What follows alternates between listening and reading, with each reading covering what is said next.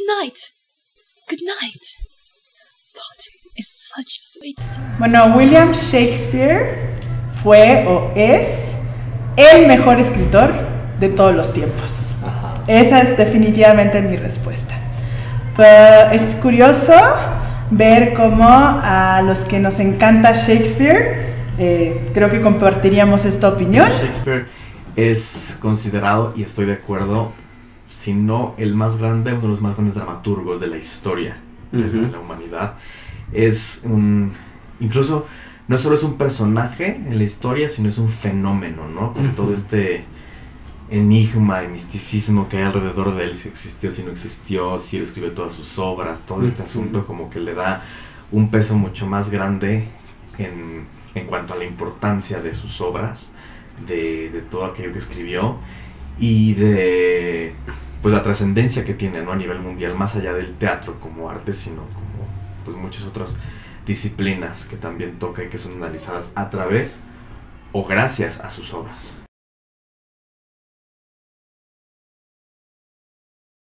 Bueno, la lectura de Shakespeare, como tú dices, es una lectura que se puede pensar para la literatura universal. Sin embargo, yo pienso que se hace una lectura muy personal.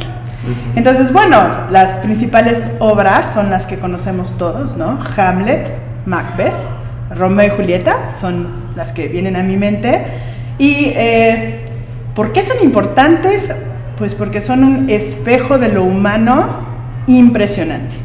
Quiero aquí hacer mención a que uno de los aspectos que me gusta más de Shakespeare, o que debe de considerarse más, es la idea de que no escribe novela, no escribe, digamos, en prosa, sino escribe a través del teatro. Entonces, al hacer esto, nos permite como lectores compartir las experiencias de distintos personajes. Es decir, uno puede leer a Shakespeare desde un personaje y después volverlo a leer desde otro personaje. Eso me parece que nos da más cuenta de la experiencia humana y nos da una manera de entender la verdad mucho mejor. Creo que principalmente el tiempo que le tocó vivir, el momento histórico que le tocó vivir, en el cual pues estaba específicamente Inglaterra, que es donde era él, pues colonizando, ¿no? Tanto las 3 colonias de Estados Unidos como algunos otros países, ¿no? A nivel mundial. Bueno, no países en este momento, pero sí colonias. Había una revolución, por así decirlo, en cuanto a la religión, en cuanto a la sociedad en su país y en Europa en general, ¿no? Ya no era la religión católica como la única aceptada, sino todo lo que estaba saliendo con Lutero, ¿no? Con el rey Enrique VIII, con el protestantismo. Creo que era un momento de muchísima transformación, sobre todo a nivel social, ¿no?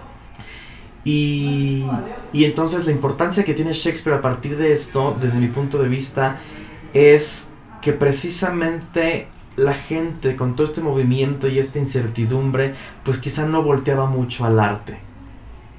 Y a pesar de esto, pues tuvo un gran auge, precisamente porque en sus obras, aunque en la mayoría no hablan de ese momento histórico, o sea, no están situados o ambientadas sus obras en ese momento, justamente pues empezó a analizar como los problemas sociales, políticos, etcétera, de otros momentos, incluso en ficción, o sea, que no están siempre basados en personajes históricos reales.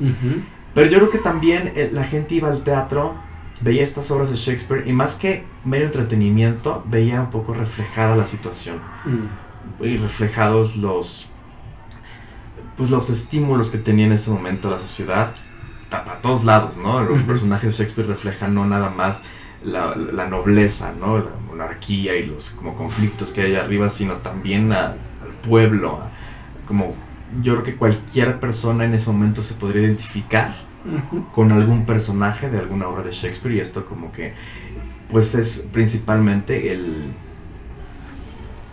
pues si no el objetivo, una de las características del teatro, ¿no? Que al estar ahí en vivo viendo estos personajes accionando y reaccionando, pues haya un poco de ¿no? Como que te toque en algún punto y digas, ¿qué haría yo si estuviera en esa situación? O Claro. estoy en una situación parecida.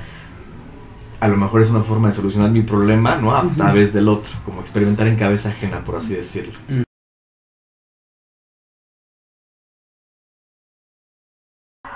Pues como reto principalmente el lenguaje que él maneja, ¿no?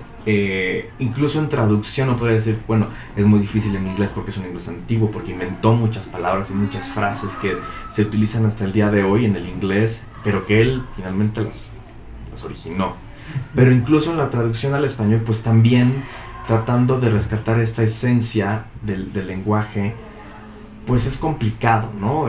No es nada más aprenderte de memoria el texto y mi personaje es así, así, así, así, y ya, lo reproduzco. Es todavía una complejidad mayor, ¿no? Como el realmente analizar qué hay atrás de todas las metáforas que él usa, de todas las...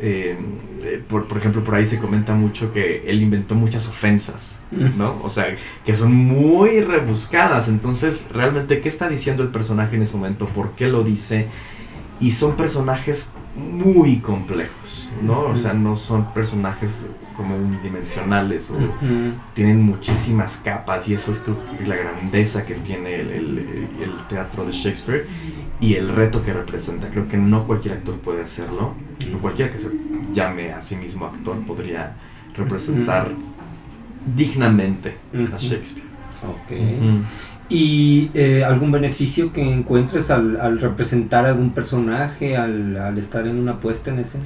Pues de igual manera, al ser un reto tan grande a nivel análisis de personaje, análisis de texto, analizar igual como qué quiere decir las líneas, etcétera, pues si haces Shakespeare, yo creo que puedes hacer, a lo mejor no prácticamente cualquier cosa, pero sí ya te puedes, amplías un poquito tu gama, ¿no? Como actor.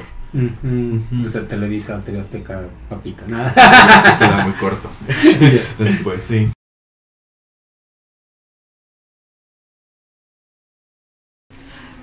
Me parece que ahí la oportunidad que tenemos de mostrarle al público de una manera más digerible, por así decirle, todo este trabajo de Shakespeare, ¿no? O sea, como te decía, una de las grandes virtudes de Shakespeare pues es el lenguaje, pero a mucha gente no le es tan cercano y dice, si no entiendo, pues no me interesa, ¿no?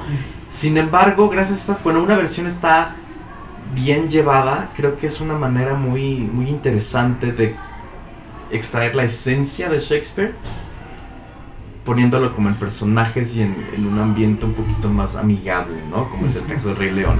A mí me parece extraordinario que Disney se haya atrevido a poner con dibujitos, con leoncitos, ¿no? Hamlet. O sea, es algo que yo no hubiera ni imaginado y mucho menos atrevido, ¿no?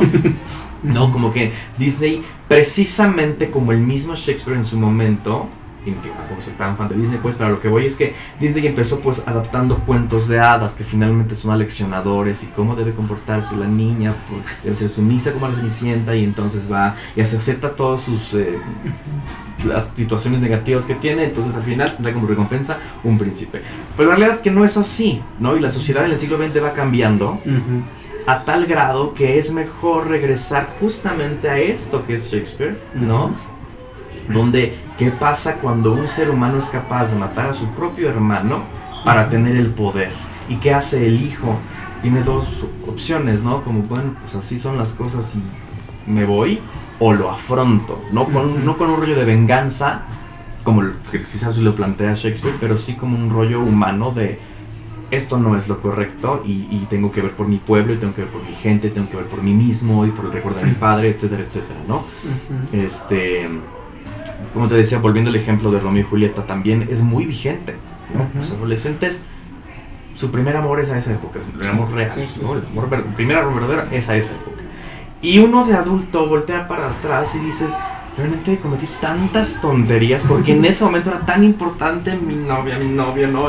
El examen, lo que sea, y había una tormenta en un vaso de agua, ¿no? Y que ya uno quisiera como adulto que esos fueran los problemas todavía, ¿no? Entonces, por ahí, por ejemplo, hay un libro que me parece muy interesante, que es justo cuáles son la trascendencia actual, cómo llega hasta ahora, 400 años después, el mensaje de Shakespeare, y analiza Romeo y Julieta precisamente desde este punto de vista, ¿no? Cómo en la actualidad seguimos siendo morbosos los adultos y leemos revistas y vemos entrevistas y vemos todo en la cual nos gusta saber que los adolescentes que se sienten todopoderosos fracasan, porque decimos, claro, hay que fracasar para poder crear tu personalidad, para poder descubrir quién eres, ¿no? Entonces, si funciona Romeo y Julieta como tal, es porque vemos a los adolescentes fracasando como alguna vez lo hicimos nosotros y como seguimos siendo partícipes de este fracaso, ¿no? Y seguimos viendo, digo, no estoy comparando una cosa muy rara, pero Justin Bieber, claro, ¿no? Es un adolescente que se le bota la canica y entonces hace cosas muy raras, sin embargo sigue siendo famoso por este tipo de cosas precisamente, ¿no? Creo que ningún otro autor antes había abordado tan sutilmente, pero a la vez al punto, ¿no? Concretamente los asuntos humanos. Bueno, para esta pregunta voy a hacer referencia a mi obra preferida de Shakespeare, que es Hamlet. Y bueno, tengo que decir que cuando digo mi obra preferida de Shakespeare, todo depende de la edad que tiene uno. Es decir, va uno leyendo Shakespeare y Shakespeare te va acompañando en toda la vida, y dependiendo de tu estado anímico, de tu estado existencial, tal vez, vas encontrando verdades, ya sea en las obras distintas o en los personajes distintos. Debido a que yo he tenido ahorita un año muy Hamlet, ahorita cuando me preguntas, ¿no? ¿Cuál es su relación con la filosofía? Definitivamente es que nos refleja la tragedia que es existir, ¿no? O también nos refleja lo delicioso que es existir. En el caso de Hamlet, es un personaje que está inundado por no poder tomar decisiones y por cuestionarse entre la ficción y la realidad.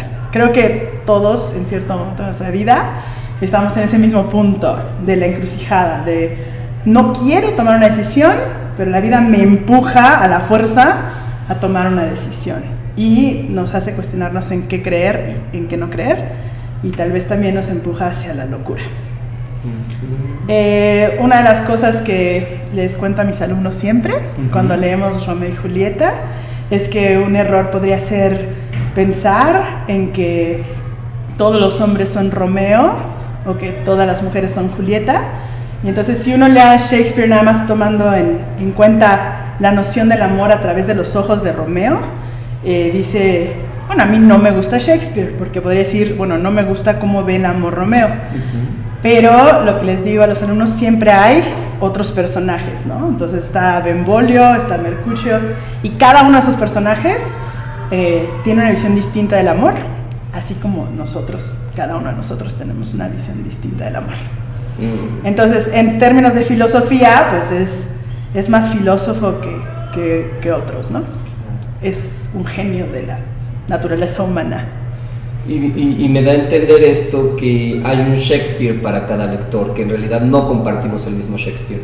Y no solo un Shakespeare, excelente observación, Ricardo Mazón, no solamente hay un Shakespeare para cada lector, sino hay un Shakespeare para cada lectura que uno mismo hace de Shakespeare.